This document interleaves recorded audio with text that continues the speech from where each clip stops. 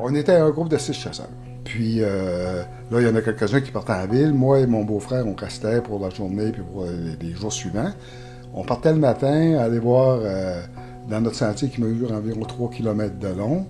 Puis en descendant, puis on arrive à une section à peu près à 1,5 km, 2 km de long. Puis là, on monte en haut sur la montagne où il y a des salines. Lui, il est en haut. Moi, on s'était dit la veille, il faudrait peut-être aller mettre une autre petite cache portative un peu plus loin d'où ce qu'on était, là, dans le sentier de 3 km.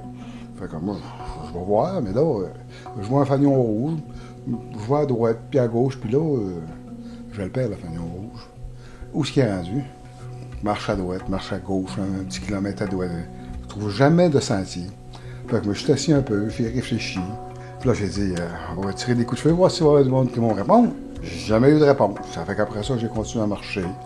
La première journée, j'ai couché pas loin d'un arbre, tout ça, organisé un peu, mais c'était pas terrible. Je continue la deuxième journée, j'ai descendu peut-être 3 km plus bas. Puis là, c'était vraiment bien. Moi, j'ai fait un genre de petite couchette avec, comment on appelle ça, d'écorce de boulot. J'ai entendu un hélicoptère le lundi, je ne l'ai pas vu. Je criais toutes les 2 heures. J'avais un quart d'heure d'orignal, un appareil, là, puis jamais de réponse, jamais de réponse. Je m'occupais de moi pour rester en vie. Moi, je me concentrais à rester calme. Je me concentrais pas à avoir faim, je me concentrais pas à avoir soif. Qu'est-ce que vous avez ressenti quand on vous a retrouvé? La joie.